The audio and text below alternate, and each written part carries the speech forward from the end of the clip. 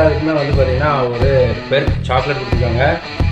இவர் தான் வந்து பார்த்தீங்கன்னா மிஸ்டர் சுரேஷ். இவர் தான் வந்து பார்த்தீங்கன்னா வண்டியை பற்றி ஃபுல்லாக டீட்டெயிலாக வந்து எக்ஸ்பிளைன் பண்ணியிருக்காரு.